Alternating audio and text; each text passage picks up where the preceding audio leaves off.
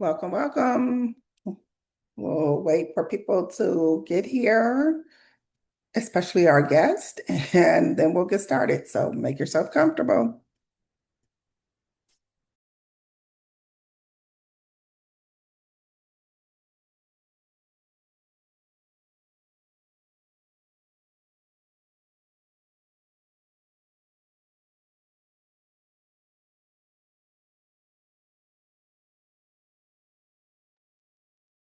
Welcome, welcome. We will wait for people to get here. Most importantly, our scheduled guests, and then we'll get started.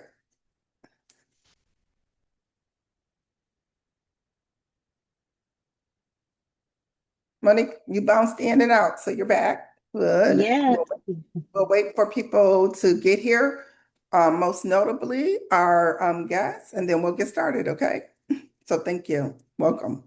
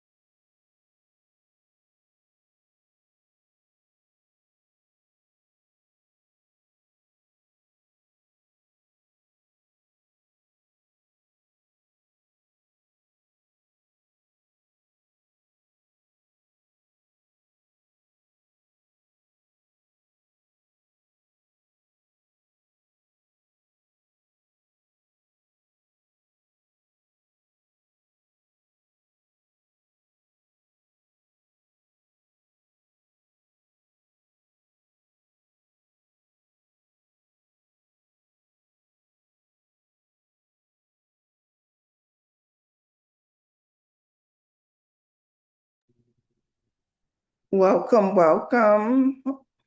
We welcome to, glad to have you here. Welcome to Ward 7 Ed Council. We are going to get started as soon as our first guest arrives, and that's council member, council candidate, council at large candidate, Oye. Oh, here he is. Yay. So we're going to get started. So welcome, welcome. We're going to get started. So, excellent, wonderful, wonderful. Thank you all for coming to the Ward 7 Ed Council meeting. Our meetings are also they're recorded and uploaded to our YouTube channel and sent out on our newsletter, which quite frankly gets more clicks than actual people coming here and viewings there.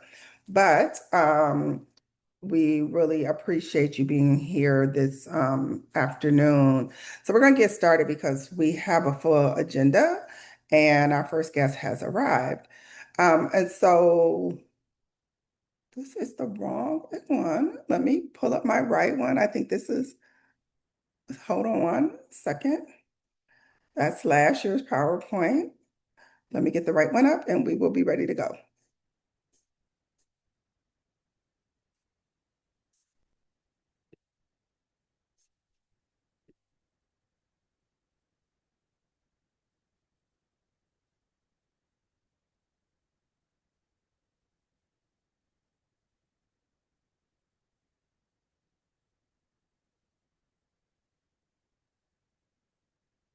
And here it is. Okay, now we're ready. Thank you. Thank you for that, being patient with that little glitch. Okay, so with that, let's get started. So our first we want to celebrate or at least bring awareness to, I don't know if we want to celebrate, Autism Awareness Month and Child Abuse Prevention Month. Those are both important months to children and families for the month of April, and we always acknowledge all awareness months and issues that have something to do with children and family. Our agenda tonight is a welcome by me, as always. We'll hear from two candidates this evening. Owolema, and you're going to get me to get your name right, Oye. Tonight, that is going to happen. You're going to correct me enough that I want to be respectful of that. Candidate for at-large Democrat, then we'll hear from Doni Crawford, candidate for at-large Independent. We'll have a training for ranked choice voting. We'll hear from our state board rep, Ebony Rose Thompson. We'll have a few announcements and we will adjourn. So again, welcome. I'm in the chair and Ward 7 Ed Council. Our mission is to organize, collaborate, and advocate to ensure access to high quality community-based public education as a matter of right for Ward 7 children from early childhood through pre-K and as adult learners. So the full spectrum. We have some values and our core values, and they include equity, access, and I'm not going to read all under there, but these are our core values, and you can see what we mean by those things. Equity, access, health and safety, joy, responsiveness. And our goals are that all Ward 7 learners deserve high quality education at their school they're entitled to attend based on residency. And we are very concerned about, our neighborhood schools. We see them as cornerstones of our community. We see them as the best way to enact and effectuate community schools models, and they stabilize communities, quite frankly. We make the statement all the time that one of the reasons why you have strong communities in Ward 3 is because there's also groups of children who are in community with each other and go through a continuum from kindergarten all the way through together, where our neighborhoods are really fractured, and we lost that real sense of community connection because we don't have that as a norm in our community.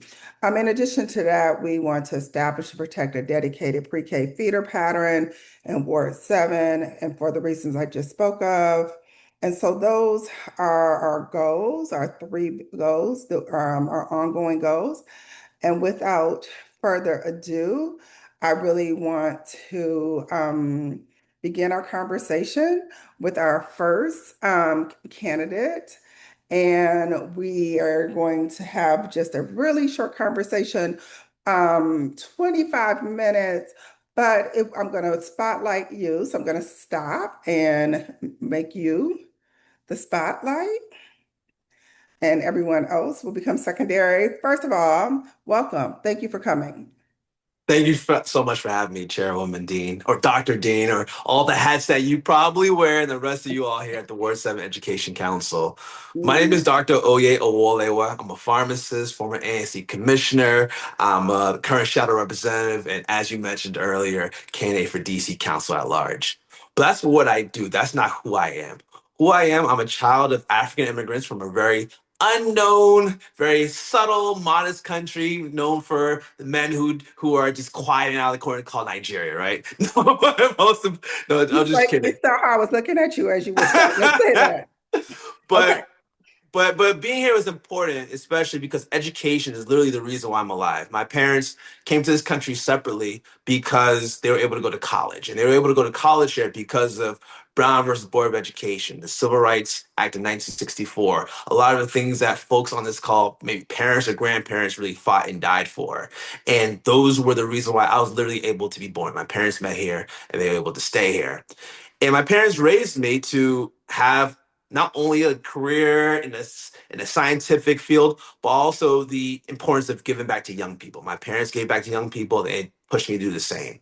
So when I moved to DC about 12 years ago, I got involved volunteering in classrooms, basically tricking kids into liking science so they can become pharmacists.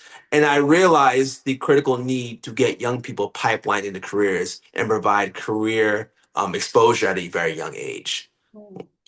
And when I became a moved to Ward 8, I became an ANC commissioner. I really thought about the specific things in my community, whether it's speed bumps or traffic safety, but I couldn't get that elected healthcare worker out of my system. So we started to do more health pop-ups, but we stayed contributing to young people, giving them positive role models, giving them those young and early career exposures. And even when I became a shadow rep, fighting for DC statehood, it still brought me back into improving our educational experience. So about a year and some change ago, I created a program that had very little to do with education, but it was the expunge clinic to help returning citizens get their record sealed, get their lives on track. And very quickly, I realized some of these young offenders, some of these people who had their first infractions when they were teenagers, had high rates of illiteracy. About 70% of people in juvenile detention don't read at grade level. And I realized that the biggest opportunity we have for our young people is to get them to read at grade level. Right now in DC, grades level 3 to 5, about 35–40% of them read at grade level. And as you get higher, that number drops. So we see where the intervention could be. We see folks like Jimmy Williams from the Washington Literacy Center or other folks on the State Board of Education really pushing these opportunities. But we don't always see the dollar amounts there and really targeting of early education. So when I announced my candidacy for DC Council at large, a lot of the early people that really supported me and really pushed me to really focus on education really wanted me to target those things: youth youth enrichment, career exposure, literacy support to help level the economic playing field. Now, being a Ward 8 resident, you guys being a Ward 7 Education Council, we all know the difference between Ward 7, Ward 8, and beyond. We're not just east of the river, we're also east of the 95. You see, when some parents in Ward 7 want to send their kids to Ward 2, they have to go up with Maryland drivers, and that ride could be 35, 40 minutes, taken away from people's jobs, taken away from people's quality of life measures. Young people who are in Ward 2, but Ward 7 residents don't always get those out of school time programming because that's usually in Ward 7, Ward 8. Not necessarily a problem, so to speak, because we see the issues and disparities in our communities, but we're really trying to put forth a community approach in our education system. One thing I'm looking to do is have an audit of the DCPS. Every time an audit goes out, they talk about the staff increases or the missing cash deposits or the inability to manage costs. And right now, we went from spending $25,000 per student to upwards of $37,000 per student. The staffing increases up to 20%, young people or students increasing by 2.6%, but the quality of education experiences don't improve. So I believe we need to get back to data. We got to get back to opportunities to develop young people and really give them not only the educational experiences in the classroom, but also developing their social skills. Right now, there's a tough conversation about this curfew. And right now, we're hearing our mayor, we're hearing certain council members using the words juvenile. They're not talking about youth. And in my opinion, I believe that words matter. As a healthcare professional, it means everything, especially when you're talking about young students of color. And when we're seeing Janine Pirro and our mayor on stage using the words juvenile and saying things like the community needs to be safe, I don't believe it sends the right message to our young people that they are valued. So finding opportunities to get young people into jobs, into career advancements, or even talking to folks like you all on this call that have done great things that may look like their parents or look like their aunts and uncles, in my opinion, have a much bigger impact. One thing I'm looking to do is make UDC tuition free. Hmm. Right now, we have a pipeline to prison. I want a pipeline to college. And for every year someone goes to university, actually reduces their risk of committing a violence offense by 10%, even if they don't graduate. So they do 2 years, their risk is down 20%, 3 years, 30%. And that's not just good for our economy, that's also good for our public safety.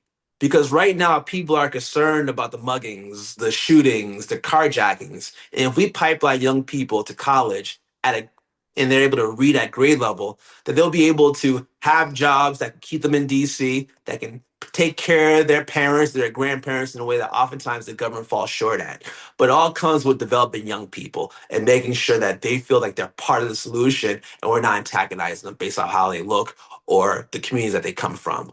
So I'm really excited about this campaign. We've been endorsed by 22 different organizations, including the Washington Teachers Union, as well as other organizations that really want to come together and make the district that we deserve. We deserve to have a district that doesn't look at law enforcement as a solution, that's not having our leadership walk in step with the National Guard that's occupying us. We deserve to have a district that has a budget that prioritizes our healthcare, not cuts it while making $1 billion giveaway for a stadium from billionaires who could have covered it themselves. We deserve to have candidates and council members that answer simple questions with simple answers. And if I'm wrong, you can tell me I'm wrong. We can figure this out together. We deserve candidates that say no to corporate special interest money because those are the people that oftentimes get in between us and the things we know that's right. And I'm really excited about our campaign. You know, we've been here the longest. We launched about a few months ago, about I believe in September. We raised the most. We had the most on hand. We had the most endorsements. But we're really powered by the folks who are upset that the go along, get along gets everything, or the fact that you have to be close with the mayor or certain council members to get grants and contract opportunities. Or because folks were upset that it took us 4 days to get rid of Snowcrete when we could have just shoveled through and plowed through the snowstorm instead of waiting to freeze over. We're really working to have a proactive government, not a reactive one, because that's wasted too much of our money and that has made our outcomes not very solid. At a I'm time where going to our jump budget, in. Can I jump in for a talk to second? me, Because you are on a roll. And talk I to me. just, you are ready to go. So I first of apologize if I went all, too long. Jimmy Williams is actually a executive board member of the Ward Oh 7 yeah, Education Council. He's doing double duty tonight. The ANC 7C he changed ducked me. I'm he scared. they changed their meeting Yeah, to tonight because of the holiday, and yeah, so it conflicts. So he was like, "I'm going to try and be on one." I said, "No, go in. I mean, I'm going to try and be on both." I said, "Go do what you have to do as ANC commissioner, because that's the elected position." With for that sure, being said, he would be very happy to know for you to talk about adult literacy and the for sure, importance of that. But you brought up so much, and I just want to certainly. slow us down and have some real points about that. I know the curfew Yeah, is top of mind. for sure. And what we know is they don't work, right? We know Exactly. there's no research that supports them working. What it does is it adultifies our young people that we already know adultification is an issue for Black and brown children, specifically Black children, even more than brown children. We know that it steers them into the criminal justice system. And I am so concerned about the way we talk about our children. Yeah, I tell everyone my first professional identity is educator. I was an English teacher. I was a government teacher. Words do matter. yeah, Juvenile does make you think about the criminal justice system, and not really was age appropriate behavior. And so let's stop right there for a sure. minute around this conversation about how we're talking about our children and Yeah, curfew and what are you thinking about those issues? yeah. And for those who are concerned about safety issues from youth, even though I tell them that statistically, youth are actually less violent now than when I was growing up in terms of Mhm. crime committing. But people don't want to hear that. But the point is, what do you see as potential solutions to what people perceive as a youth problem? I believe if the best that we can offer is to lock up our young people, that we have failed as the adults of the society because that's all we're offering them. So, could you talk a little bit about that very salient issue right now, and your thoughts and what you would offer in replace of um, curfew and locking them down and surveillance and all those things? Yeah, so that's a great question. I brought the teen curfew conversation because we're not afraid of any topic. We do feel very confident in our campaign, but we're confident in our campaign because we're addressing the issues, not running away from them. In addition to not running away from them, I actually had a really novel plan and really novel approach to figure out what young people wanted to do. I asked young people what they wanted to do. So I went to the Teen Spring Jams, the number one on the King Greenleaf location. Then I went to Mhm, the second one at the Randall one rec center by mhm, Navy Yard. And to be honest, more events are actually what young people want. And if a young person's outside at 11 o'clock on a Friday, that usually means they didn't do anything from 3 to 10. Because if they were doing something from 3 to 10, they would probably be too tired to go out at 11.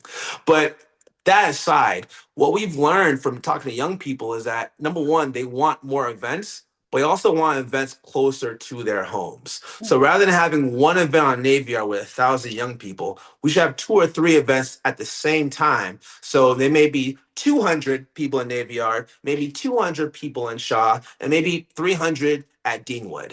Now, we have to figure out how much money that costs. I know the mayor just cut $5 million dollars from the DPR budget at the same time we're trying to find programs for young people, which I believe shows the wrong message. But more importantly, we have to engage young people at a time where we're about to hit the summer. Now, I talked to other young people, and they said number two, they wanted to have age appropriate things. So at the very first event at the King Greenleaf, they have folks that are like as young as 10 years old and as old as 18, 19 years old. That didn't mesh really well. So having an right. event that's like 10 to 12, 13 to 15, 16 to 19, or whatever, I think makes more sense. Number two, I was at the Randall Rec Center off of Hash Street, the second one they did. They Mhm, weren't allowing parents to really be involved. They had to be like outside and further away. mhm, I think it would be really good if they had parents there because if young people are cutting up or acting up, I believe they'll respond differently to adult volunteers and parents versus the National Guard and police officers. Even the best of young people will see an officer coming their way and they're gonna panic. And when people are concerned about their property or concerned about their cars, the last thing you want is a police officer staring at three or four or five black kids. They're gonna scatter because who wants to be stuck with an officer in front of them? And I believe that people may think differently on how we can get to a safer community, But I believe that if we try the smart data approach way, the communities are safe and clear, that even the folks that want the curfew will see that, okay, this worked. I think right now, too many council members are buckling under pressure, or maybe they're running for another office. They don't want to sound bad for the press.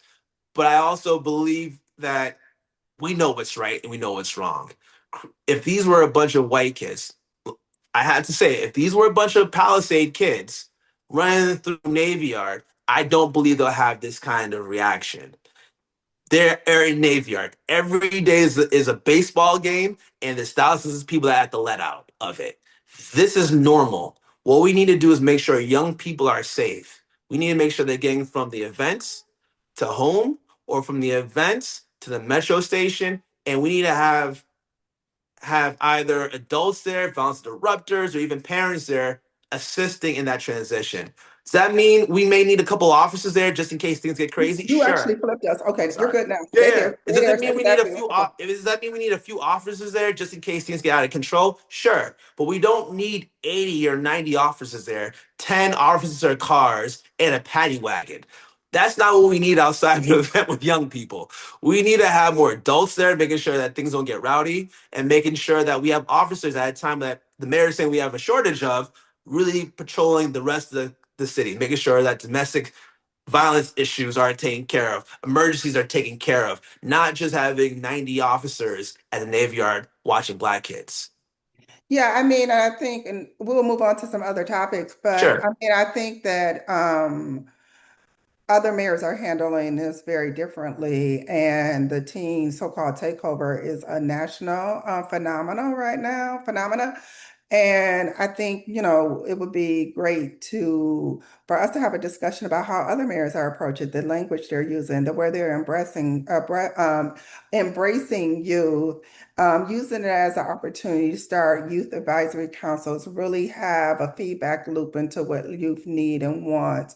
I'm from Detroit. The Detroit mayor said when she looked at it, she saw community. And Mhm. so of young people. And then went to talk to young people throughout the city to hear what they had to say and took a number of steps. I think, our young people are listening. I've always said I was also a middle school principal and high school principal.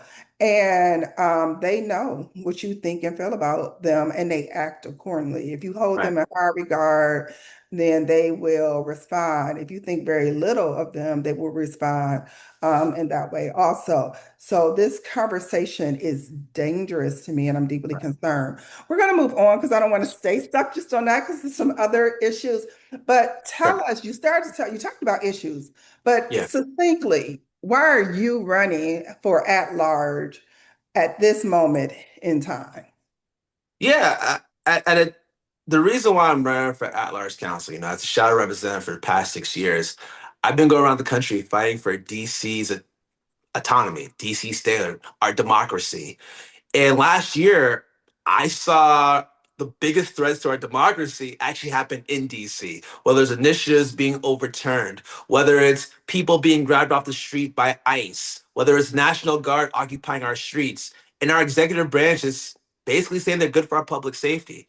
We saw a budget that slashed our healthcare but created billion-dollar opportunities for billionaires who don't live in the district. We're seeing people seeing their rental rights getting taken away, and we're seeing all of our sacrifice on the backs of working people. My parents came to this country because folks like you guys fought for a dignified life. Unions made sure people were able to work and have the weekends off, have health insurance and things like that. And long story short, the people who made it possible for my story to even happen are those who pushed me and pushed me and pushed me to have a bigger impact as a representative. So before a council member announced her retirement, the same people who have been pushing me for the longest time to have a local impact said, we're tired of you sending us to council members that aren't doing anything. If you can make a difference, if you're creating expunge clinics, if you're going to classrooms, improving the educational experience, you should run for council. And I figured, why not us? You know, I've helped other people run for office. I've gotten a few ANC commissions elected, and the biggest thing is about getting good people into office. And the same people I pushed into office told me it's your turn to take that step and deliver. We're trying to make UDC tuition free. We're trying to stabilize the healthcare system so people without aren't losing it. We're trying to bring thousands of jobs back to the district at a time where we are at the brunt of Doge cuts. And our council and our government needs to be proactive. We need to work for folks, and we also need to be able to organize the entire district, whether it's to have Ward 7 conversations in Ward 3 or having Ward 2 conversations in Ward 8. As an at large council member, oftentimes we see folks in these positions kind of take a step back. I want to take a step into it because one council member from a ward level can't bring all the resources to Ward 7. It needs an at large council member who can galvanize to bend the needle of justice forward and make sure there's true equity throughout the district. And if we don't have equity throughout the district, there'll be problems in every community in the district. And that's what we're seeing right now. Exactly. So we only have a few more questions and a little Yeah. bit more time, and I do want to just give those who are assembled with us the opportunity to ask one or two questions. So specifically, what experience do you have with education or education policy? That's a great question. On top of the 12 years of experience helping young people become pharmacists, we've gotten at least 20 students, which is not doesn't sound like a lot, but it's actually a lot because these are some folks who didn't have any other types of career exposure into the field. We've worked to testify before the State Board of Education, worked very closely with our current rep, LaJoy Johnson, in trying to give them more power. We have co-sponsored or co-hosted the Recess at the Capitol, which brought a lot of educators and young people together to fight for our budget back at a time it was under attack.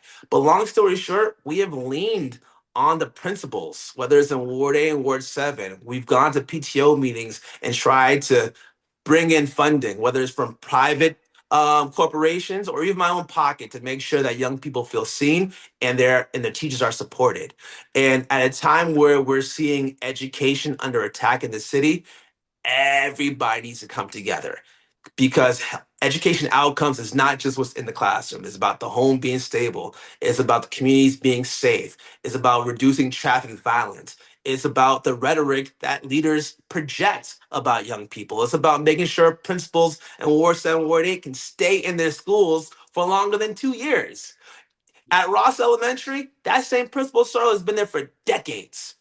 In Ward 7, yeah, Principal Branch that went from Garfield one year to Ambience next year, and now he's going to a third school. How do you keep a continuity and how do you keep that environment, conducive if all the head administrators keep changing over and over and over again? So finding a way that we're not beating down on teachers by making it evidence-based pay scales, incentivizing teachers from coming to this side of the district, takes someone who looks at data, takes someone who sees the big picture. And as a pharmacist, as a pharmacy manager, as someone that has to treat people by the entirety of their bodies, not by the systems, by their symptoms, I believe that's something that I can carry forward to the council and bring some real equity and positive change. Okay, we have one more question from me, and then we're going to ask for a question from the audience. But I really appreciate that you talk about the community. We need strong Sure. communities. Dr. Andre Perry from Brookings, who wrote the Black Power Scorecard, he says that in fact it is strong communities that create strong schools. It is not the other way around. And so to only talk about education in isolation without providing the necessary social and structural supports to communities is to put a Band-Aid on a open vein or artery of blood gushing out. So we gotta think about that differently. And my last question to you is you've talked a lot about these things, Yep. but what will be the one policy that you will really focus in or push for children and family that you think is critical to support children and families in our communities? What one policy or program are you really going to really push to either implement, Yeah. maintain, whatever the case may be? I do too. You can do two. I'll sneak one. One is for older kids, so I'll say making UDC tuition free. Right Okay. now it's very cheap, but DC residents have the highest student debt. We're about 55,000 per person. That prevents young people from buying homes, creating businesses, even starting families and staying in DC. So I think that's a real investment you can have in young people. But if we go even younger, like I was saying, getting some early targeted educational and literacy programs is critically important. If you don't have a fourth grade reading level, it's going to be very hard for you to be a highly functioning adult. And when we're looking at incidences of underemployment, incarceration, and beyond, it all traces back to literacy. So investing in literacy and getting people up to snuff will have such a positive impact that our communities will be safer. So hopefully we'll be less reliant on law enforcement and people will be able to have jobs that can positively impact our economy. So those early investments will have a true positive effect in the back end. Right now, we have a reactive government that doesn't invest anything, but pays 10 times more at the back end. And our budget is bloated because of that thinking. And right now, we need to become a much more proactive government. So let's see if there's a question from the audience. And I see if a hand is raised for a question. Also, as a English and a government teacher, I want to say thank you for alluding to the fact that the civil rights movement actually produced the laws that expanded immigration into Yes. the United States of America, specifically for Black and Brown countries. And so that connection Mm. across the diaspora needs to be talked about more so that we can see our connections. Nicole, you'll have the question for Mr. Oye. Thank you. Please.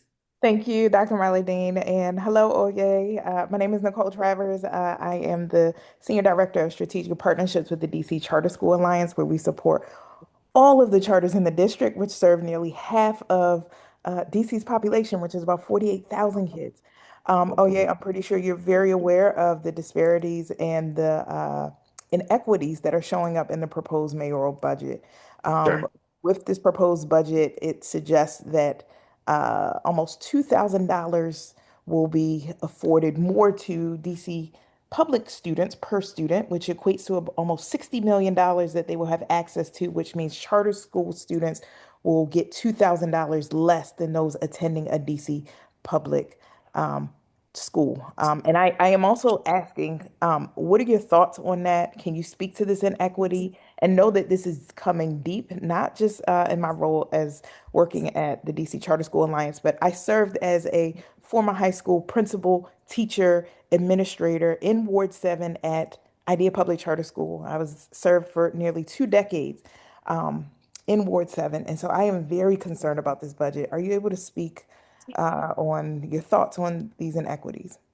Absolutely. I believe that there needs to be more funding for charter schools because right now our budget pits charter schools against public schools, pits family members against family members. And right now, I mean, I know this is the Ward 7 Education Council, but let's bring this to Ward 8 a little bit. The vast majority of Ward 8 kids are going to a charter school. So disinvesting from charter schools is literally disinvesting from my neighbors, like my next door neighbor.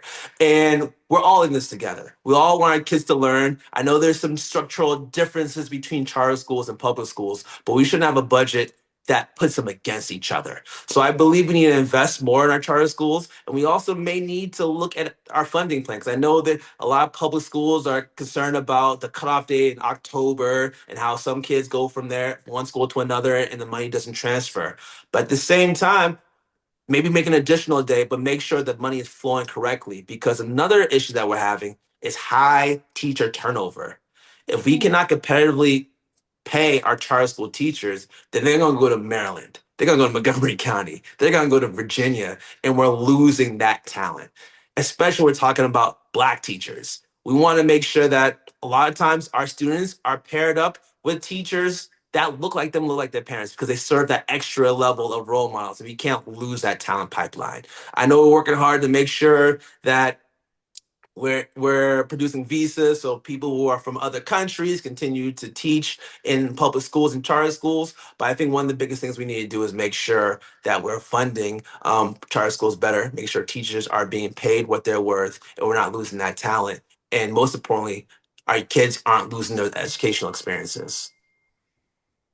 I want to thank you for that question. I want to always clarify Ward 7 Ed Council's perspective on charter schools and make it clear will never advocate against the necessary supports and resources for any child. We Exactly. never do that. Of course not.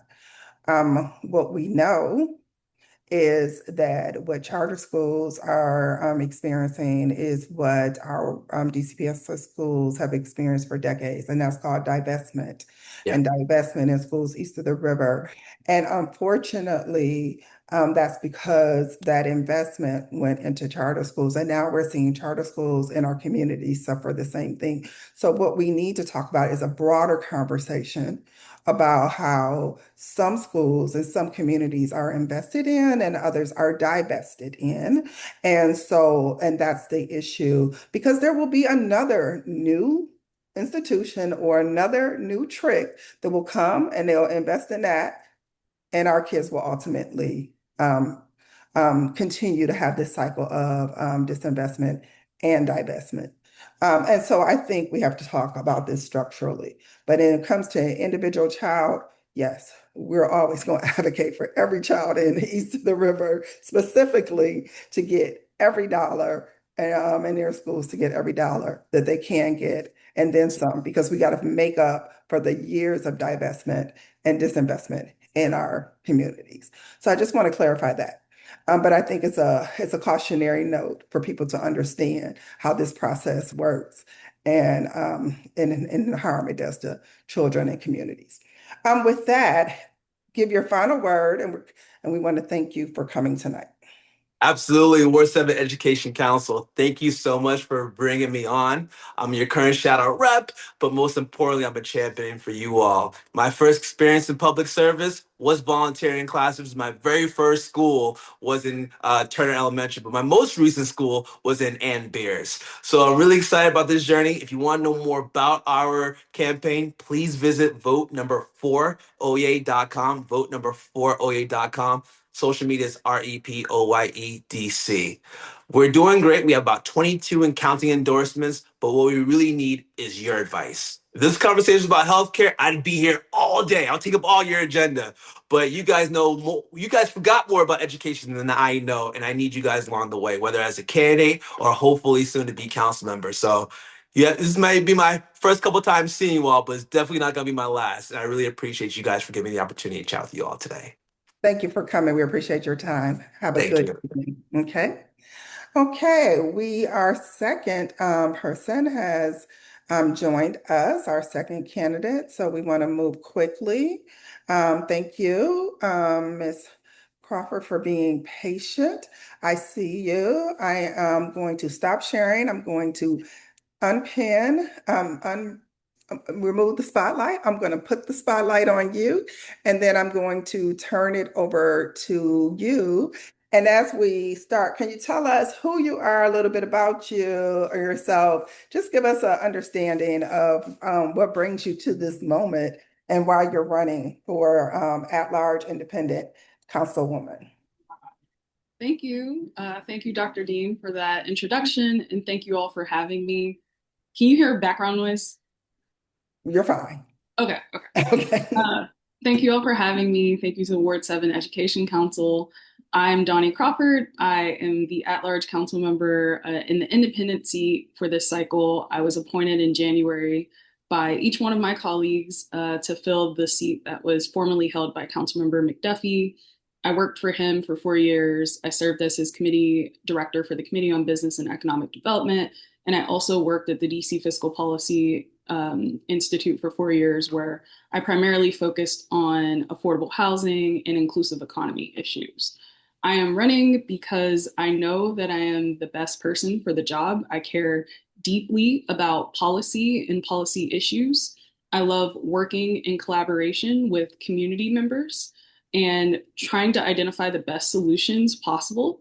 I enjoy hearing from a variety of stakeholders and different perspectives on an issue. I am quick to educate myself because I will admit to you when I don't know anything about a particular topic, but I will go back and do my homework. I'm finding as a council member, I unfortunately am doing that less.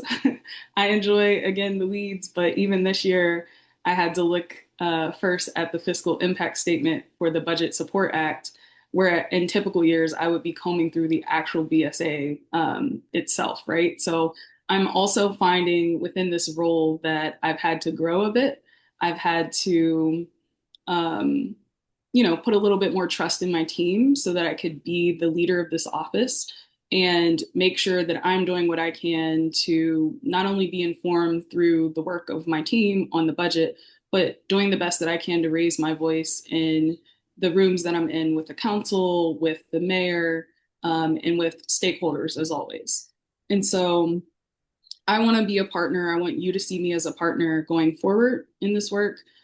Education is a space where, to be honest with you, I naturally kind of avoided it a bit because everybody in my family, they were educators. So education was the family business.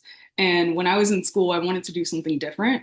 And that's why I focused on government and public policy. And at first, I was actually interested in foreign affairs. But I found my way through working for a variety of community development organizations back home in Pittsburgh. I really enjoyed the work. And so when I returned to DC, the first time I lived in DC, I worked on US Cuba policy. And when I came back, that's when I got the job at DC Fiscal Policy Institute. And I worked side by side with the council, testifying down at the Wilson building. And I really came to really love the work. And education, when I was at DCFPI, was not in my portfolio, but I was able to see what my colleague Kubila, a lot of you know Kubila, was doing when she was advocating for UPSFF. She was part of the Strengthening Families Coalition, so she was very passionate about school-based behavioral health. So I learned a lot from her, to be honest. And now being at the council, I've tried to take as many meetings as I can with education organizations. And I've also attended several of the performance hearings for DME, DCPS. I don't know if I made it to the charter school board, but I've definitely stayed engaged with these issues to see what was going on with performance and what I needed to uplift during budget season. Should I keep going or should I stop? Oh, so I'm going to stop you. I just want to Okay, give a little bit of an intro so people can understand sorry. your background. No, no, you're great. Fine. So you are a policy person. So let's start off with a little bit of policy. Um, do you think that we should bring back an education committee for the DC Council? Why not? And let's talk through that a little bit. I definitely believe there should be a standalone committee on education. When I first was working at DCFBI, there was one. That was when David Grasso was chairing it. And I'm friends with a lot of the staffers on the committee of the whole. And I know there are designated education staff and they do a great job. But I think if it was a standalone committee, they would have even more time to devote to education issues. And so I definitely believe there should be a standalone committee. I've said that before, and I will continue to say that to the chairman and to my colleagues. It's very important that it stands on its own. There's a lot that could be done if it was not within a committee that also included zoning and a number of other issues like Department of Buildings and everything else. So, yes. Okay. Okay. Just want to capture you on that. So what let's continue to talk a little bit about education. Um, well, before we go there, tell us what you're running for independent councilwoman. What distinguishes you from the rest of the field? That's a great question. And yes, for everyone, just so you know, there's the at-large Democratic seat that is going to be on the primary ballot. And then there's the independent at-large, which is a part of the special election. And so for me, what I Which will feel happen on the same day at the the same same time. exact day, Yes. same exact time. Okay. I know it's been really confusing because some people have asked me about other people in the Democratic race, and I'm like, I'm not running against them. So I just wanted to share that. For me, I know that I bring someone who has I'm someone who has done the work at many different levels, from being at the community development organization that I mentioned, really working in partnership with communities. I've done the research. I've authored so many budget toolkits and award-winning research reports on policy issues, and then had to go to the council as an advocate to advocate for investments. And one of the biggest wins that I had was during the pandemic when we fought for two different things. We fought for $41 million for excluded workers who didn't have access to unemployment insurance, and we successfully secured that. And excluded workers were day laborers, returning citizens, domestic workers. That was a really big push that we fought for during the pandemic. And I also made sure to advocate for equitable testing for the pandemic, as well as equitable access to the vaccine, right? And so just being an advocate actually helped me do my job better when I became a staffer at the council. And knowing exactly, I was in the shoes of the advocates, and now I was behind the scenes having to take in their feedback and advocate or talk to my boss about why it would be important to fund different programs, and then have to translate all that into the actual policy making. I know how to draft, I know how to write the bills, I know how the process works down at the Wilson building. And so now being a council member, I'm able to combine all that past experience and have a wealth of knowledge and be able to, I've already been able to hit the ground running there, where it hasn't been too much of a learning curve for me inside the building. Um, I also have my personal experiences that I bring as a Black woman to this work. I am extra cognizant of the way that public policy has discriminated against us for decades. And I have a personal responsibility that I put on myself to basically address harms. And so that was why I was really happy to work on the reparations law that we passed. Unfortunately, the mayor did defund it, but it was a passion project for me because I truly believe in that work. I know we have not seen the redress that we should have over time.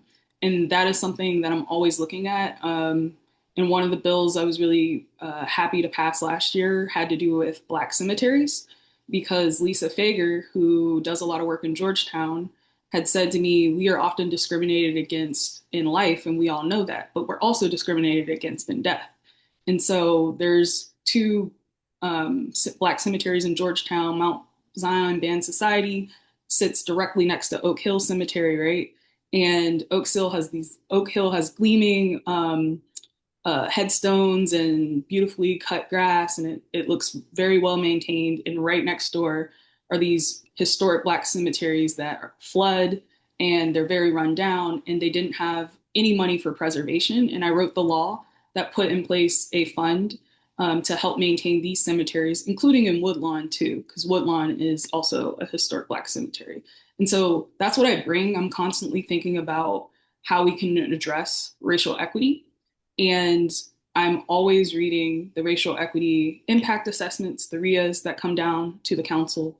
I'm very cognizant of the need to make sure that Native Washingtonians are still a part of this city.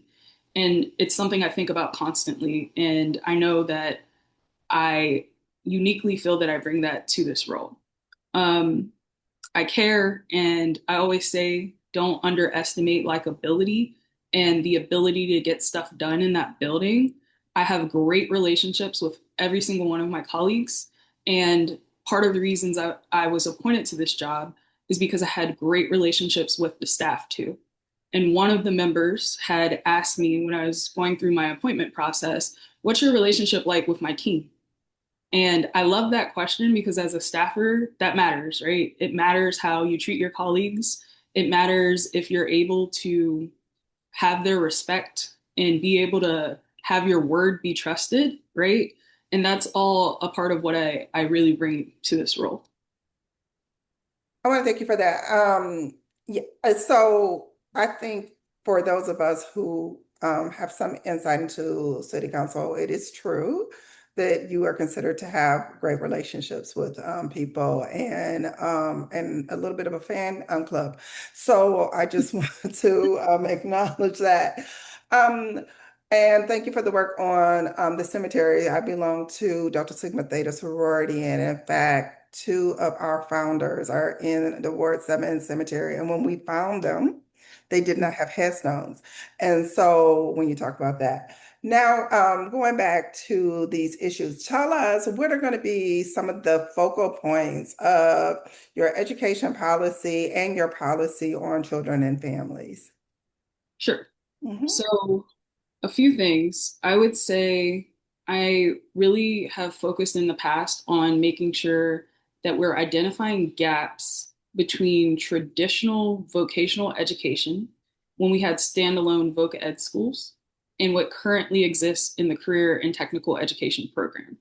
I have heard from there's an organization called Black Women for Justice, and they have talked a lot about how they felt that once we took standalone voc ed out of communities, we saw a correlation and an increase in crime.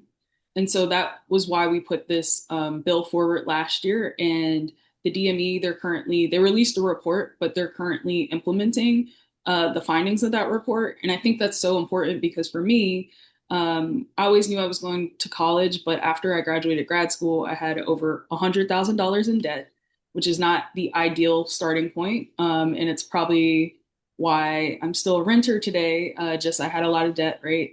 And when I talk to youth, I tell them about the importance of looking for scholarships. But I've also heard when I've gone to a few of the youth town halls, there are a lot of kids, including, my cousins too, who don't want to go to college. And I want there to be a real pathway for them if they choose not to, and to still be gainfully employed after that. So that is one. I also mentioned the school-based behavioral health program. I think it is so, so important that we have one clinician per school for kids. We've heard a lot about their mental health over the last few years, particularly after the pandemic. And I want to make sure we are fostering and providing services so that we are not seeing these increasing rates of suicide over time. And we need to do that by making sure that in every school there is a clinician. So if a kid has a problem and they want to talk it through with someone, there is someone to go to. And that's so important for me. The other thing that I've kind of been resistant to as an adult is AI. But everyone says I'm going to get left behind if I keep resisting AI. But I have seen just a decline in literacy. And I think there's a connection there.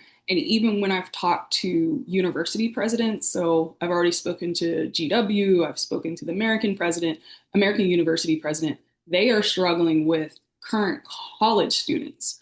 And they're trying to figure out what they can do to kind of mitigate the way that AI has affected students at the college level. So I can't even imagine for kids right now who are in elementary, middle, and high school what it means to have an AI without guardrails and how that impacts their ability to write, their ability to read. I want to make sure that we're putting appropriate guardrails in place so that it is not affecting their literacy long term. And it was so interesting when I talked to those presidents because they said some of the professors are moving toward either in person written exams in the classroom, which tends to scare a lot of college students, or going back to oral exams because of AI. And so I think that's something we have to get a hand on now within DCPS and the charter schools. Um, the last thing I'll say, I'm really interested in the model around community schools. I think it harkens back to the Black Panther Party, and there's some really cool ideas within that model when it comes to wraparound services for the entire family, not just the student, but for their families too. And I also want to see increased investments in out of school time because I think that directly connects to the conversation that we're having on youth and the need for additional youth programming today. So before I go to my final question and then open it up to the audience or the participants for a couple questions. Um, in my personal work on health equity and economic justice, we're holding a health equity and economic justice summit on April 30th.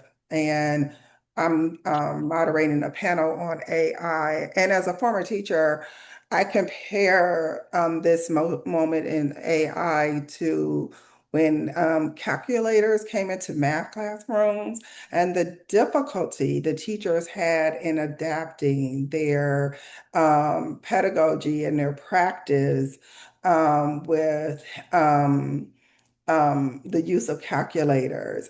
And I think there's some real lessons to be learned in the way that teachers think about learning and how learning actually occurs that can really change practice in a way that we Mhm. can maximize AI in a way. And it won't take as long because there's still some math teachers who are resistant to calculators. But and that's because we were teaching math procedurally rather than conceptually, and so people couldn't make that turn. When it comes to I think we have some similar things going on. We got to be teaching critical thinking, and if our prompts are really calling for procedural or rote information, then you can, yeah, AI. But if you're not, and then I'm going on to a whole thing about education because I can get really involved in that. But also, I mean, you can really see, you can make students thinking visible with AI because you can have them actually print out their whole conversation with AI to see what they understand and don't understand. And there's just so much. Now, that's not to say it's not dangerous in some ways too. So I don't want to be that, but I do think that the city would do well to have a real AI task force to think about this, to put some real effort and time into it so that we can do this well, because we cannot spend 20 years teachers getting up to speed and our young people getting up to speed like we did with the calculator when I was in school and the big brouhaha about, the Commodore T1 and 30 calculators that came in. Okay, so anyway, I'm dating That's a great myself. comparison too. That's a great comparison. I didn't even think about that. Yes. Yeah, but I'd love to I'm work with dating you on that. myself, but I just want to offer that. But I'd Um, love to work with you on that. So we could follow okay, up. okay. So you just made a hard decision. I did. So, I did. and I can't not talk about it. So curfews. The research is clear. They don't um, work, and they actually harm Black children, in particular brown children also. Our children already suffer from adultification, Black girls in particular, Black, the words we use, and I'm particularly concerned about the language we're using about our youth right now in this city.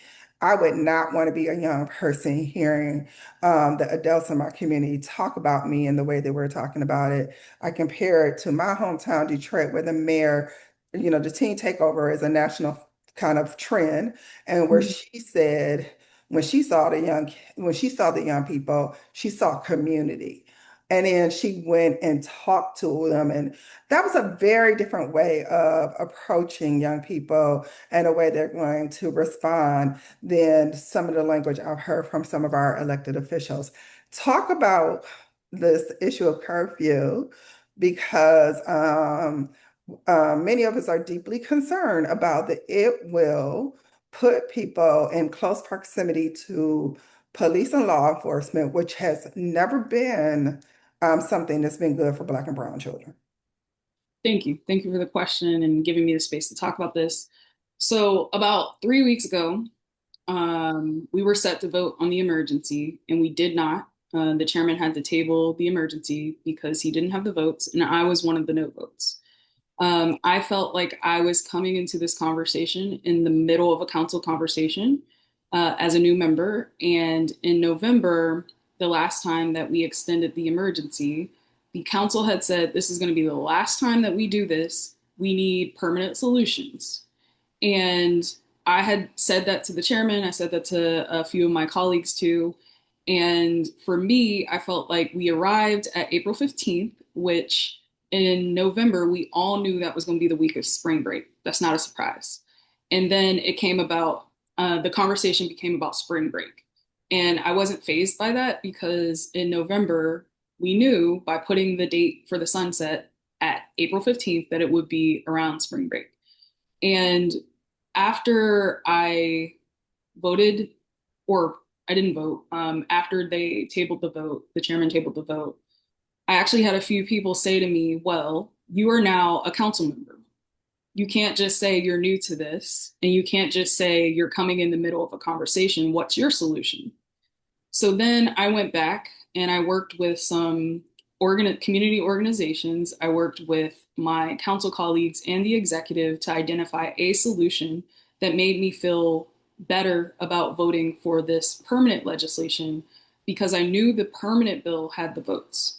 Permanent bills, just for people that may not know, require 7 votes and emergencies require 9. I know what the research says, and I've said this over and over again, just like you said, Dr. Dean, they curfews are not effective in their short-term solution. But at the same time, I'm in this new role where I'm balancing what I'm hearing. And I asked everyone since January, I have initiated conversations about the curfew, even when it wasn't about curfew. I've had meetings with Empower Ed, I've had meetings with several youth town halls, Black Swan Academy, Trigger Project, Free DC. I've asked everyone I've encountered, what's your position on the curfew? And believe it or not, I would say about 80% of people have said that they supported it. And this is not just the groups, but when I talk to parents, when I'm at meet and greets, when I go to ANCs, and I'm balancing what I'm hearing and what people expect from me as an elected official, and what I also believe as Doni before the job, and now as Doni, the council member. So I took all that insight and I put together what I thought was a good compromise, which was if this is supposed to be a short-term solution, anytime a curfew zone is called, it must be paired with youth programming somewhere across the city so that we are not just saying, you can't go here, but we're providing alternative spaces for you to go. Additionally, you're right about the verbiage and like the characterization of youth. So in my amendments, I also removed every instance of juvenile in the code, in this section of the code, and I replaced it with youth to be more respectful and forward thinking in how we talk about this issue. And I also provided guardrails for MPD because I had been hearing that in many cases, MPD was going up to students to accost them for no violations at all. They weren't violating the curfew, they weren't violating the law. And so I said in the amendments, you cannot go up to a youth for no reason other than an actual violation of the law. And that's in there too. And I'm happy that that was accepted because we heard that often from youth themselves, and particularly youth that aren't even in groups of 9 or more, right? They are allowed to be in the zone. And one of the other misconceptions is even without this permanent bill and whatever happens with the emergency, there is still a standard curfew in place. This is more about the zones. And in my evolution of thinking on this issue, I also had pitched because for me, zones felt like we were telling particularly Black kids, we don't want you in areas of the city that we just invested in, right? That's how I felt about hearing the zones. And I had said, what if we just stick with like a citywide curfew? And I heard from many organizations that that would be more damaging, having a citywide curfew. So my amendments also struck the mayor's ability to freely call a citywide curfew at like 8 p.m., right? She can no longer do that under this law. She already has emergency powers where she could do that if she calls an emergency, but I did not feel comfortable giving her additional ways to call a citywide curfew after meeting with groups. I read the RIA that CORE put out about how citywide curfews are more damaging than the zones. And so I thought I was very thoughtful about the issue. I saw your feedback, Dr. Dean, so I know how you feel. So you know where I stand on I this, know where right? you I stand. mean, you had a short conversation on it, right? Yeah, So I yeah. want to ask you a question. Why do we have to have this vote now? This is a highly political season. Hmm. And I'm just wondering, why do we have to pass anything right now? Why can't we table this until after the political season is over so that we can have a more thoughtful conversation? Um, number one. Number two, I want to understand um, just just because. So you have your person who's been very committed to issues of racial justice and anti-Blackness. And we know that many of the ways that we have been socialized is to believe that we need a exorbitant amount of command and control in our lives. And so just because people are saying that they think this is a good thing, but they haven't seen the research, we haven't had a full conversation about it, we haven't read books like Push Out, that really has talked about what's happened to young girls. We don't even talk about that in DC PS, that Black girls feel the most disengaged from school or not accepted in their schoolhouses. We don't talk about the suspension rates and the inequities there between white girls and Black girls in their schools. We don't talk about all these issues. And these are the conversations we need to have first before we put a permanent measure in place. And this sends those messages that you can't go to certain places. You're not welcome certain places. You don't deserve to go to certain places. And so I'm wondering, why do we have to have this vote now? It is politicized. We know that the council is going to change, the mayor is going to change, the congressperson is going to change. Why can't we wait? Why can't we wait and treat our kids with the care that we need before we make a decision based off of myth? Because the research is unequivocal. It's not even um, it's not even like there's research support both sides. It is clear it doesn't solve anything and it harms Black children. So I would say you already mentioned this earlier in your remarks about this is not something that's unique to DC. And I believe that's why there was a interest in taking action now is because of this phenomenon of teen takeovers that we're seeing in cities all around the country. Personally, I also was a bit fatigued by the fact that I think, correct me if I'm wrong, every year since 2023, we have had to have emergency legislation pending before the council before summer every single year. And that to me was a bit tiring as well, because it seems like every time we get close to summer, then the mayor will send down emergency legislation to change the curfew law. Via emergency legislation. And we've heard often from some of my colleagues, including Councilmember Henderson, about why are we passing subsequent emergency after emergency after emergency? Let's consider this on a permanent basis. Whatever changes we want to make, let's do it through a permanent bill so we don't have to keep returning to emergency and temporary legislation. And that's not just on this issue, but it's a problem that the council has across many issues.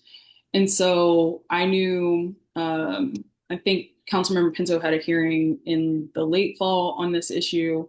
I believe, I don't know why it wasn't considered before now. It's probably everything that happened around spring break with just feeling like the council wasn't taking action after the last temporary was passed. I think that's where the timing concerns came from to answer that question. Again, I am someone who digs into research. I have Push Out. I haven't read Push Out, but I have it. And I know for a fact that what you're saying is accurate about curfews long term. And you're not going to get any pushback from me. I'm not going to frame it as anything it's not. It is punitive. But that's why I was really interested in making sure that we pair it with alternatives. And we saw through DPR that the Spring Jam and Late Night Heights, those have been really successful programs, particularly for teenagers. And I've also heard from teenagers who've said there's not enough to do. And so for me, I wanted to make sure that was required. And also from a fiscally responsible standpoint, I also wanted to give the mayor the opportunity to work with CBOs who are really in tune to teens, who work with teens, who know what they need. I played sports when I was a kid, but I also was a theater kid. And I think there should be opportunities for the youth to also connect with the arts. And that could be something they do outside of, skating rinks or going to a rec center. I think there's a variety of programs that we could offer. But my hope is that this truly is a temporary measure, like the actual zones themselves, calling that curfew zones, because again, the research is very clear about the long-term impacts of curfews. I want to thank you. I want to bring forward anyone who has a question because we're over at time and I kept you longer than I said I would. But I will just encourage you to have a conversation with your colleagues that you don't have to talk. You don't have to make a decision now. Wait till the political season is over so we can depoliticize this and make a good choice for our young people. I've lived through mass incarceration. I understand what that looks like. My mother has 13 brothers and sisters. All but one of my cousins who are male have had extensive contact with the criminal justice system. That is a structural issue when those type of outcomes come. We cannot do this again. We just can't. So is there a question from anyone to Ms. Crawford? I'm just going to make sure before, because anyone else before, because I want to make sure other voices are heard. Okay, Ms. Nicole, go ahead. Thank you. Thank you, Dr. Melodine. And I want to help share space for others as well. But I wanted to pose the same question to you, Donnie, that I posed to Oye, just around the inequities for charters. Can you speak to a little bit about your thoughts on that, specifically regarding the UPSFF formula? I fully support investing in charters and providing additional investment there.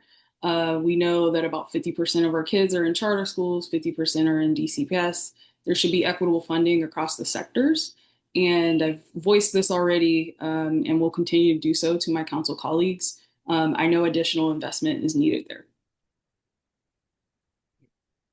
Okay, so the question's been answered. I'm not going to talk about divestment east of the river again. We heard it. I'm not going to preach. So thank you. Thank you so much for coming, have a thoughtful conversation about these issues. And we will, if you ever want to hear our thoughts, and please, we're available. Okay.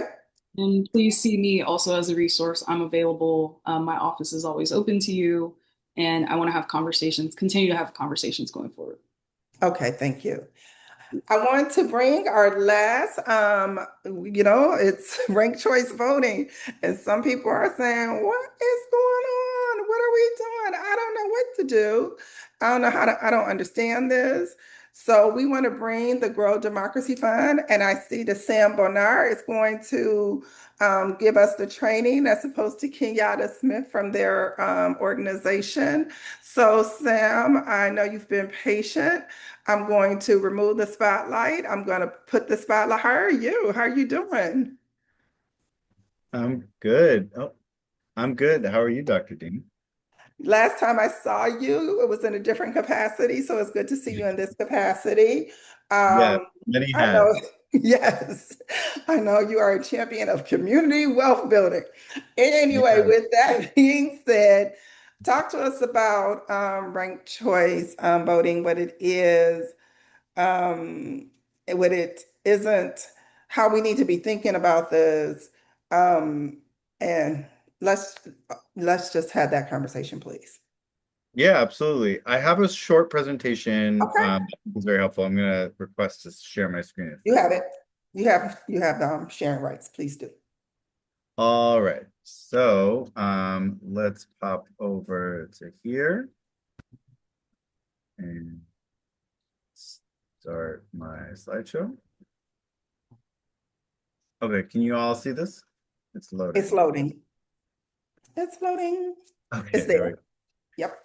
Well, hey everyone, I'm Sam Bonar. I'm Deputy Education and Engagement Lead with Rank the District, which is a project of Grow Democracy DC Civic Education Fund. Too long of a name. Anyway, we're here to talk about ranked choice voting in DC and try and break it real down and real simple because I think there's a lot of misinformation and kind of people sometimes in bad faith, sometimes in good faith winging an explanation. I think it's very straightforward if you explain it simply. So the biggest thing is like this is all the information you need. So it's nothing more complicated than this. You have your options, and we're gonna kind of break down the different explanations of how it works. But I always just like people to think about like starting just if you were given this ballot, let's say. Let's say you're someone who got a free, the city government selected you to get a free opening day ticket to one of these teams. And so you may say, Dr. Dean, which one would you go to if you had to pick? Basketball Wizards. Okay, so you'd go to the Wizards, but let's say, actually when that comes Well, around. wait a minute, because I don't want to be dogged out by my Black feminist friends. Let's say Okay. the Mystics. Let's All go right, there. you're going to the Mystics. Okay. You're going to the Mystics, but then let's say their opener, the date doesn't actually work. You have some other function. So then what would be your backup choice? The Wizards. Okay, so then you go to the Wizards, right? And then let's say that date doesn't work out. Are there any others that you would be interested in going to? Then I would go to football, Commanders. Okay. And maybe you'd have some other choices, but that is the basic idea of ranked choice voting. Is just you have your favorite, the one you're most excited about going to, the most excited to vote for, and then you have your backup choices, and that's really it. And we'll get into the depths of it. But first, I want to kind of ground us in how we got here. In 2024, Initiative 83 collected signatures to put RCV and letting independents vote in primaries, which is semi-open primaries, to voters. In November, they voted overwhelmingly yes, with 73% of the vote, including over 68% in every ward, and winning every precinct. July last year, the council funded just the ranked choice voting portion of it. So that's what we're using for the first time this June. So some people, again, we're not litigating it. So if you don't like it, that's totally fine, right? This is just educational. But sometimes people have had this question, right? Like, why? Like, what's the point? So I just want to reiterate some of the values that people highlight. So one is it gives more choices to voters, allows you to really vote your values, the candidates you really want, not just like, oh, who's electable, or, oh, I shouldn't vote for them, that's going to waste my vote, or split the vote, or I have to vote for them because they're the lesser of the evils. That's more in a national context. But the same types of things where people kind of get told to wait their turn, all of that. This just says, no, you can run and people can vote for you if they want. And then if they want to weigh in on some of the more electable candidates, quote unquote, they can do that. We found that nationwide, that generally elects more women and people of color because they're often the ones who are told that it's not their turn or they're not electable. The other thing is positive campaigning, right? It really encourages coalition building, highlighting shared values and cross endorsements. That's not a guarantee. Obviously, every campaign is different, and obviously this is the first one, so people are still getting their legs under them, what their new strategies will be. But it is a general positivity, and we actually saw the first cross endorsement within a race. Some people are saying within DC history, between two candidates in the Ward 1 council race today, because of ranked choice voting, right? It allowed them to say, hey, if you like me, put them second, and the other way around. And then the core thing that's different is that it makes sure that winners have to earn more than 50%. So it makes it easier to hold unpopular politicians accountable and, gives people a stronger sense that the person who's elected really represents the electorate. Okay, so this is the core explanation. And I always try and say this, like, really spend some time repeating this a couple times because this answers all the questions, right? It's not more complicated than this. And I think a lot of political science people or people who've like been advocates for this want to explain it how the Board of Elections counts the votes. But I think it's just not how most people actually make sense of things. They want to know what happens to my vote. And what I like about this explanation, and I'm about to explain it, so don't worry, is that it is both a complete explanation of how the votes are counted, but it does it from the voter's perspective. So how it works is, in ranked choice voting, a candidate has to get over 50% to win, as I already said. What you do is you vote your favorite candidate first in that first column. You can rank your backup choices, second, third, fourth, fifth, if you'd like. You don't have to rank more than one, and you don't have to rank all five. Your vote stays with your first choice. If they're in last place, your vote automatically moves to your next choice. And that's the key thing. And that repeats until someone gets over 50%. So that's it. That's the whole story. Vote your favorite, rank your backups, your vote stays with your first choice. If they're in last place, your vote moves to your next choice. The winner has to get 50%. That's the core of ranked choice voting. That's all. It's nothing more complicated. And yeah, I would say, people think, they want to kind of dig deeper, and I'm happy to dig deeper. But that is the basic, right? There's no like more subtlety to it than that. You don't have to rank more than one. And in fact, you should only rank candidates that you support at least a little bit, right? Your fifth choice, you're probably not like super stoked on them, but you don't want to put someone you really dislike in your fifth place. You just don't rank that person at all, right? Only rank someone you support. So I'm going to keep, here we go. So here's what not to do. Don't put more than one candidate in a column, right? That's like the same as voting for multiple people in the previous system. They don't know who you're voting for. So that's the main thing. This is the only like really thing to avoid, is don't put more than one in the same column. The other thing is don't put more than one in each row. This doesn't help your candidate by ranking them multiple times. It's just wasting that rank. Again, doesn't harm you. It doesn't mean your vote is thrown away. It just means that ranking is empty, right? Because your vote isn't like partially for your first choice, partially for your second choice. Your vote is for your first choice. That's still the same, right? As the old system. It's just have your backup choices, right? In case your first choice loses. And the last thing is, and this is a little subtler, we encourage folks not to skip rankings. You actually can skip one ranking. It's really skipping two rankings that's the problem, and this is a hotly debated topic, which we don't have to get too much into. The main thing is don't skip a ranking. But the reason that you don't want to skip two is because the system kind of thinks, oh, you're trying to punish that person. So it looks kind of like you don't really want to rank them. And so that's why it doesn't count that person. So in general, we just say, just rank your top choices and stop when you're out of choices. And so this is what to do, right? Each choice is in a different column. Each choice is in a different row. But again, you don't have to use all five. Here, you could have just used one or three or four or whatever. So I will show you how the Board of Elections counts the votes now, but I do want to encourage you, this is not the way to explain it to people. This is only a helpful topic if you want to dig deeper, that we have, with a visual of it, of how the votes are tabulated, right? I think the previous explanation is still telling you how the votes are tabulated. It's just doing it from voters' perspective. And I promise you, I've been advocating for this for 7 years, talking to a lot of seniors, a lot of folks east of the river, a lot of the folks that a lot of the people who are against this were like claiming don't understand it. The reason is because you're trying to explain it from the Board of Elections perspective. When you explain it from the voters' perspective, what I just shared, people get it. So I just want to encourage that and keep coming back to that. That said, I think some people find it helpful to dig a little deeper in this kind of setting, to walk through an example thing and see what the Board of Elections will be looking at. So how the Board of Elections counts the votes is, first, they're only looking at first choice votes, right? So these commanders, mystics, wizards, etc., these numbers are only first choices in this example ballot.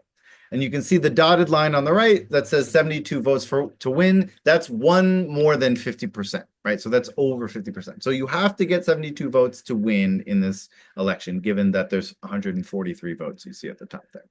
So in the current system, the commanders would just win outright. But in ranked choice vote, or in the previous system, in ranked choice voting, the winner has to get 72. So since no one has 72, the last place person is eliminated, and those voters, the national voters, now have their votes count for their second choices, or their next active choice. So you see the nationals are taken out, and some voters went to the capitals, to the mystics, and the commanders. You check again, or the Board of Elections checks again. Is there someone who has 72 votes, over 50%? No. All right, well, we do it again. Capitals get removed, and some of their votes go to these other candidates now. Check again. Does someone has over 50%? No. Wizards are now eliminated. And in that final elimination, the Commanders finally make it across the finish line. So the Commanders would have won under either system, right? So that's often what we end up seeing.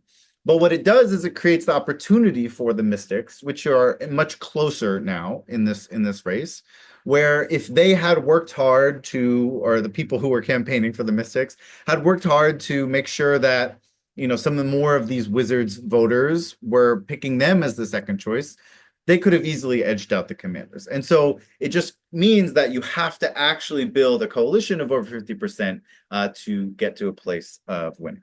But it doesn't mean that necessarily everyone's going to not win, or suddenly the person who has no support is going to come out of nowhere and win. Like, you still need to have that solid base of first choice votes, of like hardcore supporters. But you also need to make sure you get a decent amount of backup choices, so that for the folks who, you know, if you don't get over 50%, you can make your way there from the other choices. So that's the basic. Yeah, go This ahead. was helpful because I think the way I think people I think the way that you show that it is, if your candidate is it's only the people who voted for the last place candidate that theirs will get redistributed, and that will continue to happen until one of the candidates meets the threshold of 50%. I think Yeah. that's really important. Um, and I like the clarity of which you show that in that screen that you just did. That was really helpful Absolutely. to understand. Thank you. And but that's the other reason why I say don't try and explain it this way when you're just talking to someone you have 5 or 10 seconds, right? If it's Mm-hmm. 5 or 10 seconds, use the voter-centered explanation. This is only helpful if you have a visual, right? Right. So that's the main thing. And I do think most people get it. If you just say vote your favorite, rank your backups, if your first choice is in last place, your vote moves to your next choice. The winner has to get 50%, right? That is So you that is should, and still that's all why this you really give information that we have here. It's just a the little yeah, it's just a different perspective of how to think about it. And that's why you are saying only vote for people you really would be comfortable with winning, right? Right. Right, Okay. exactly. And so, Exactly. and you don't have to vote for everybody. You don't have to rank everybody, but vote for the Right. people that you would. Yeah. Okay. I understand what you're saying. I want to open it up for others who may have questions. Oh, keep going. I didn't know you had other. No, I mean, mostly this is done. If you want to take a practice, you can scan the QR code. You can also go to the website, little short link that we have there, dcrcv.com/practice. That is just you know, a website that you can use actually to make your own ranking. But if you want to take this vote that we just did, you can do it right here. And then if you want to kind of help educate your communities, we're definitely looking to get more involved in, and you know, we've been talking to seniors over and over again. We've been talking to a lot. We're having especially a focus on people east of the river, young people. And you know, and we have a few more trainings, although I think we might be done with the regular trainings, and we're really wanting to transition more into kind of more of a campaign mode of doing outreach, you know, in person, at the polls, door knocking, and all that other stuff. So we're winding down a little bit our community meetings, but if there's a really important community meeting, especially in the next couple of weeks, we're definitely still want to try and attend them so we can speak to as many people as possible, especially if it's if you're a part of a community that is maybe less political, maybe less involved in the political side of things. Because I think a lot of folks in these types of spaces have at least heard of it now. It's still helpful to make sure they are grounded in it.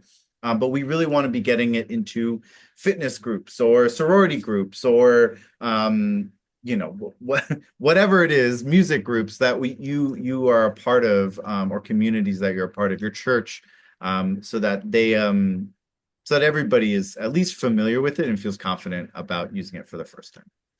That's most Yeah, I mean, my I think yeah. I'll before we go to questions, yeah, I mean, our distribution list is about 400 people, and we have a very high click rate of about 70%. So I think that's a good thing. People are getting the information. They're not necessarily coming to the meetings like they used to, but they're getting the information. So Yeah. I say that to say that our most engaged or intensely engaged in educational issues show up to our meetings, but the people that we get the information to out is much wider than that. So I appreciate you saying who we need to be trying to speak to at this moment to help make sure they understand what's going on and how we can Yeah, help. and also for you all who are here, like we want you to be educators in your community, right? And so I'll go back to this slide, but Kenyatta, who has been our kind of uh, head educator for the campaign, her email's there, Kenyatta at growdemocracydc.org. She's amazing. If you have groups that you'd like her to come to or me to come to, we'd be happy to. Or if you want to get trained or get materials to be passing out to your community, definitely reach out to her. Or I'm going to put her information as well as mine in the chat so you can reach out to us. And then the other thing is obviously we have a lot of educational materials on our social media, so Instagram, especially Rank the District.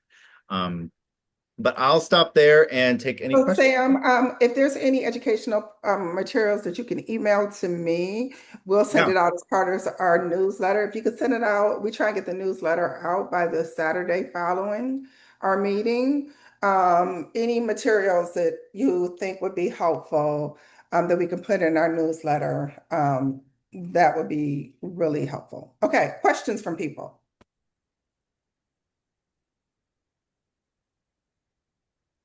They're experts. They not. Come on now. Okay. This is helpful. I really appreciate it. It has changed actually my mind on how I'm going to vote.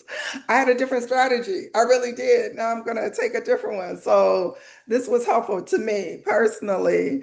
I had a very different strategy. So now I'm approaching this differently. So I appreciate it. Okay. I'm so curious now. What has changed for you? So I think I received some misinformation about how the process is calculated.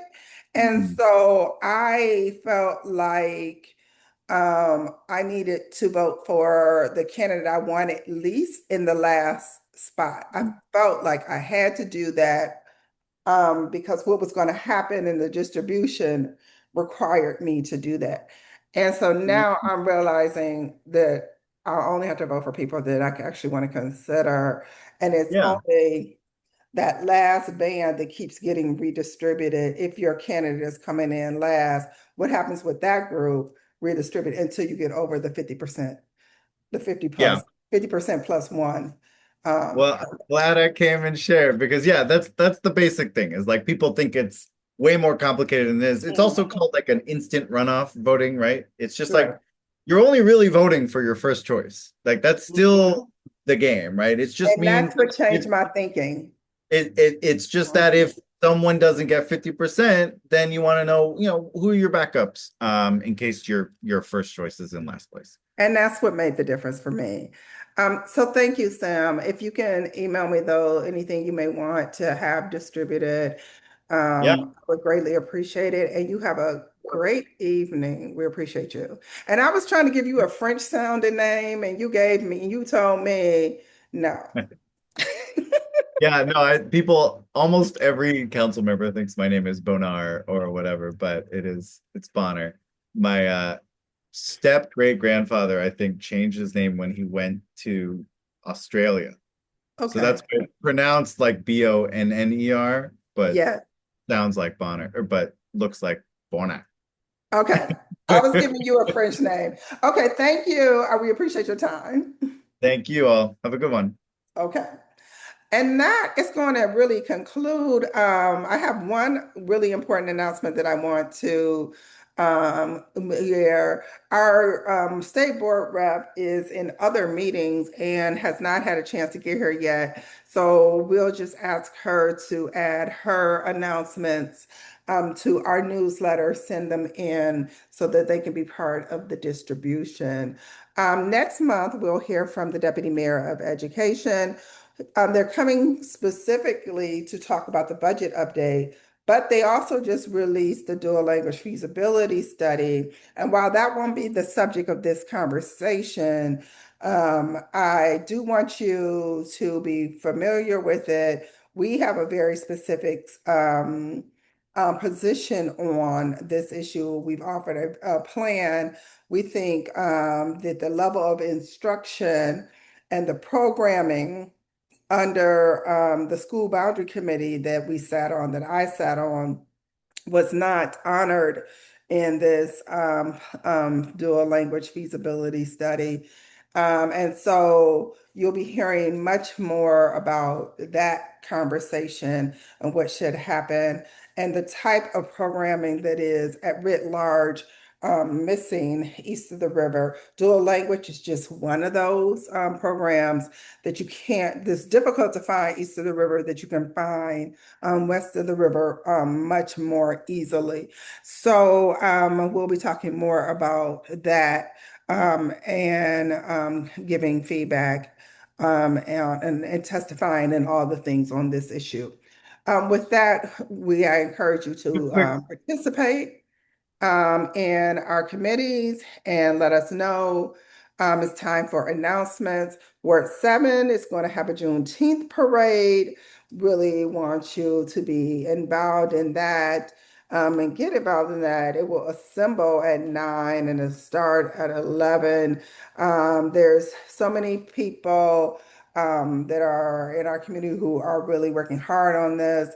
So if you have a group or young people that you would like to have engage or participate in this, Toya Carmichael, Evan Allen are two people in our community that you should be reaching out to. I thought I heard someone ask a question or want to make an announcement. Oh, I'm just realizing I don't know the best email to reach you to send you this stuff. Okay, I'm going to put it right in the chat. Thank you. Okay.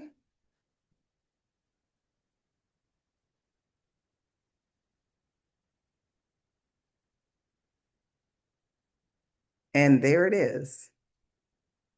And that's for anyone. Okay, Perfect. Thank you so much.